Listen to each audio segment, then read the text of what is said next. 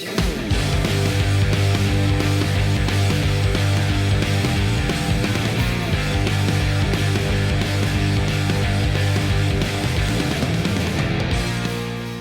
back to the Gridiron Drive YouTube channel. I'm Anthony Correnti. You can follow me on X at Dynasty Drive. That is Peter Trena. You can follow him at Pietro Bets. Today we are talking the New York Jets, what we think their season's going to look like, the fantasy football implications, the gambling implications, all of it, everything you need to know. Comment down below. Let us know if we're right, wrong, or what you think about the Jets season or what you think is going to happen. And make sure you're subscribed to the channel so you don't miss any of the other teams that we hit leading up to the NFL season kicking off. Let's talk America's team, the New York Jets. We're back, baby. Off-season champs, a couple of years running, right? Trade for Aaron Rodgers. Vibes are great. Tears apart his Achilles. Vibes are so bad. He's back. Vibes are so immaculate. All over again. We're doing this whole dance all over again. 7-10 in 2023. With a certified nothing burger at quarterback. And now Aaron Rodgers is back. By all accounts, healthy, playing good. Visited Egypt this offseason. I would love to visit Egypt, by the way. So probably awesome. Right? Probably an awesome trip. But yeah, I mean, this team, that they did the all-in thing, right? Like, and you have to. You can't build this team. You did the conventional team building thing. You tried to anyway, right? Like you moved on from Darnold. You acquired some capital. You drafted a quarterback second overall. You surrounded that quarterback with a bunch of talent, right? Draft Garrett Wilson, Sauce Gardner, Jermaine Johnson, Breece Hall, et cetera, AVT, all these guys. But when Zach doesn't work out and you go and trade for Aaron Rodgers, you throw the regular plan out the window, right? So now you have all these young guys that are due for mega extensions in a couple of years. And, you fill in the cracks with Tyron Smith, Morgan Moses, triple down on offensive tackle and draft Olu Fashanu at number 11, which is awesome. You sign Mike Williams to run 1.9 billion routes this year. You let your 25, 26-year-old pass rusher and Bryce Huff leave to walk to the Eagles to trade for the Eagles version of Bryce Huff, who's just a little older and currently embroiled in a contract dispute with the New York Jets and Hassan Reddick, but he'll show up. Vibes are still good. I think so. But they really did the all-in thing. Like, and it all hinges on Rodgers staying healthy. If Rodgers is healthy, I think that they can really make some noise, be a legitimate Super Bowl contender. You know, if he gets hurt, Tyrod Taylor can come in and win a few. But obviously, it's not the same type of ceilings. It's we don't even need MVP level Rodgers, right? No. Like, think about that. If the Jets from last year with that defense and Breece Hall and Garrett Wilson had Tyrod Taylor last year, a healthy Tyrod Taylor instead of Zach Wilson, I mean, they won 7 games with Zach Wilson last year, right? Like, no, Tyrod was a sneaky good pickup for them. Like, yeah, he's a serviceable 9, backup. 10 last year. So if Rodgers stays healthy, I really think it's a team that can win, 11, 12 games. Tell me I'm crazy if I'm crazy, but I don't think you're crazy, man. I mean, I have them in my top 10 in power rankings personally. Their defense, which already last year embarrassed every top tier quarterback in the league, they could be even better. Their schedule is the most favorable in the division with they got the 12th strongest strength schedule. That means, strongest means the 12th would be, the bottom half. So they got a weaker schedule than the Bills, who were 31st. They don't have too many bad stretches in their schedule. That's going to really muddy the waters. If they win week 1 against San Francisco, it might be all systems go. They could be a force to reckon with. They have potential for a Super Bowl run, man. And with the depth and the talent, they could be so exciting to watch. The only thing I don't love about this team, and we've spoken about it 100 times, I don't love Saleh as a head coach. Mm-hmm. I love him as a defensive mind. Yeah. And I don't love Hackett, but I understand that Hackett is Rodgers. Rodgers is Hackett. So it's Yeah. Finkel is Einhorn. Yeah. So it's like, other than that, I mean, dude, they were 300, plus 300 to win a division into the season. Now they're plus 190.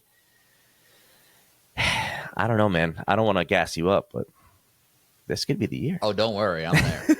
I'm there. I refuse to be like, we got Braylon Allen steamrolling dudes in preseason games. It's, the vibes are high. I was going to text you that. Number 1 confirms all my prior takes. Number 2, he now plays for the Jets. So, of course, he's, future great Braylon Allen. We love him. From a fantasy perspective, doesn't even matter where he's going. Let me just tell you, fade Allen Lazard. If he's getting drafted, don't draft him. Yeah. He's like Hackett from a player perspective. He's there because, Rodgers guy. Yes. But Mike Williams, who is the redraft sleeper here that we'll talk a little bit more about, Mike Williams activated off PUP, practicing. With Mike Williams out there, Lazard probably becomes like the wide receiver 4 when the rest of the guys are healthy. And that guy's not going to get enough consistent volume because of Tyler Conklin and the work he'll get, because of Breece Hall and the work he'll get as a receiver. He's just a name. So, like, some people are going to draft him because they're going to draw the Lazard-Rodgers connection there. Right. Leave him alone. Let him kick around on the waiver wire. Let somebody else spend a pick on him. In redraft, I am all over Mike Williams. He's simply going too late. He's getting drafted as the wide receiver 54 in PPR right now. And I know he tore an ACL last year, but by all accounts, he's been activated off PUP and started practicing about a week earlier than Breece did last year. So it seems like Mike Williams should be on track to play week 1. And boy, do we know Rodgers likes to throw the back shoulder. Yep. And take that whole shot down the sideline. And is there anybody in football better than that? Than Mike Williams. Like, it's Mike Williams, it's T. Higgins, it's a couple guys that, Cortland Sutton, if you want to put him in there, that are monsters on the boundary that are going to go up and win in those jump ball situations. I think Rodgers is going to throw a few of them a game to Mike Williams when he's out there. So you've always got the thing with Mike Williams, like, is he going to stay healthy? Can he stay healthy? Wide receiver 54 prices, does it really matter? Like, no. You're drafting him and stashing him pretty much early on in the season in redraft, and he's going to pop. So best ball especially I'm in. Oh, yeah. But redraft, all formats, I like him. And then the guy that I'm drafting, you can attest to this because I feel like I come away with him a lot. In you sniped drafts. Me in our most recent draft. I'm taking Malachi Corley. Rookie drafts, startups. He's going wide receiver 70 in startups. So some guys that are going right around there, like Tyler Lockett's going ahead of him. I love Tyler Lockett. He's 31 years old. Quentin Johnston. Quentin Johnston is not good at football. Don't even know for sure that he could catch the football. I was going to say, does he have hands? No disrespect to Wan'Dale Robinson, but he's going right around Wan'Dale. Wan'Dale's, got some guys ahead of him there. He's got a lot to prove, too. Yeah. I think Malachi Corley, I really think that they envision this Randall Cobb type role for him.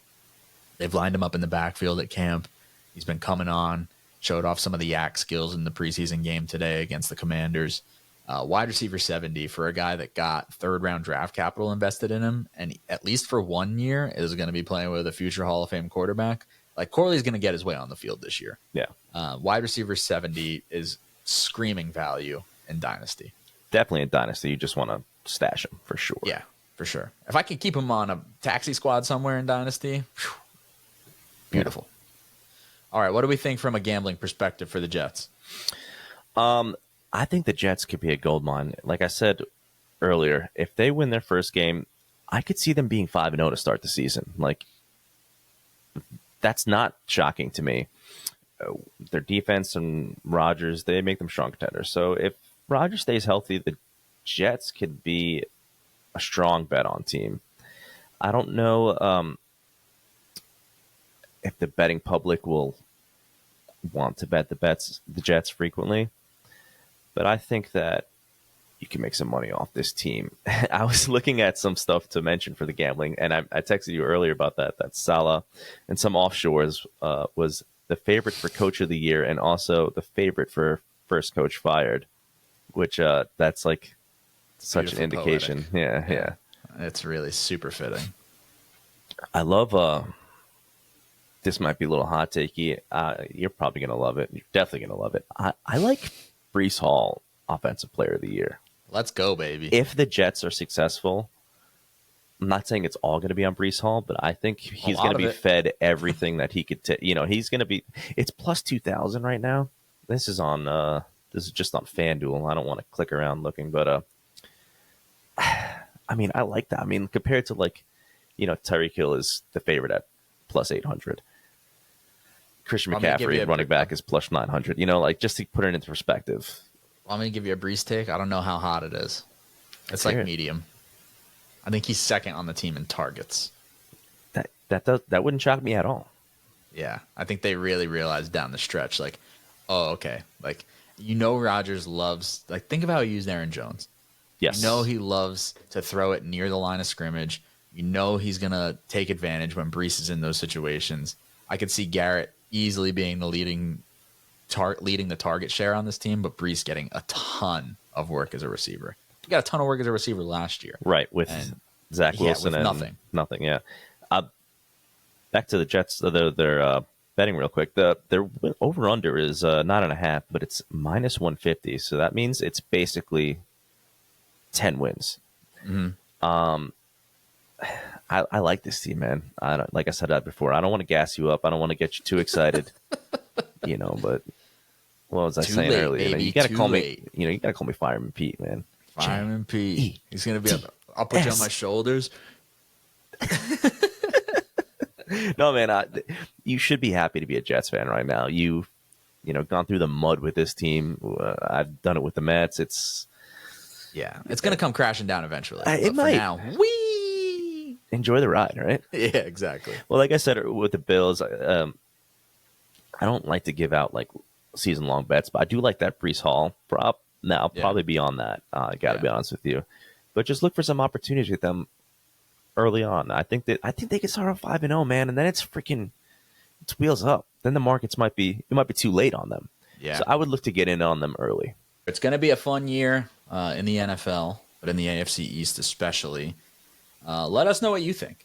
Who you think is going to win the division. If you're watching on YouTube, throw us a comment down below. Tell us who you think is going to win the division. We'd love to hear from you. So leave a comment on YouTube. Shoot us a DM on Twitter. He's at Pietro Betts. I'm at Dynasty Drive. We'd love to hear what your takes for the AFC East are. It's going to be a wild ride. Yeah, please. You got anything else you want to put out there? No, yeah, just like you said, please comment on the video, like the video.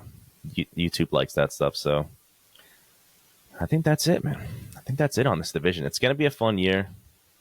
I'm excited for it. Same here.